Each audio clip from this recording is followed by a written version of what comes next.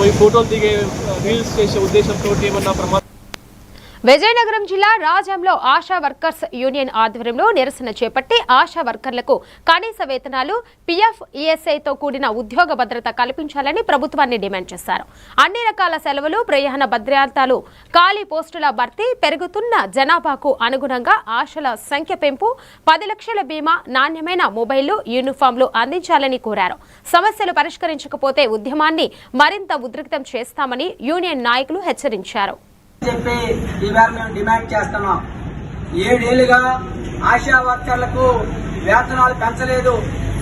ఈవేళ నిత్యావసర వస్తువుల ధరలు విపరీతంగా ఒక పక్క పెరిగిన ధరలకు అనుగుణంగా వేతనాలు పెంచవలసిన బాధ్యత రాష్ట్ర ప్రభుత్వాన్ని.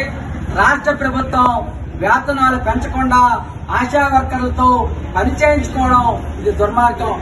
మరోపక్క ఆశా వర్కర్లకి గత 2 ఏళ్లుగా యూనిఫామ్ ఇవ్వలేదు. అదేవిధంగా పనికి కావలసినటువంటి నాణ్యమైనటువంటి సెల్ ఫోన్లు ఇచ్చిన పరిస్థితి లేదు.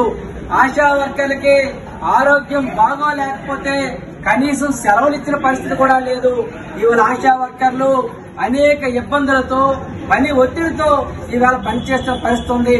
రాష్ట్ర ప్రభుత్వం తక్షణమే ఆశా వర్కర్ల సమస్యల పరిష్కారం చేయాలి. ఆశా వర్కర్ని ప్రభుత్వ ఉద్యోగులుగా గుర్తించాలి. కనీస వేతనాలు అమలు చేయాలి. రిటైర్మెంట్ బెనిఫిట్ అమలు చేయాలి. ఉద్యోగ భద్రత కల్పించాలని చెప్పి ఈ రాష్ట్ర ప్రభుత్వాన్ని డిమాండ్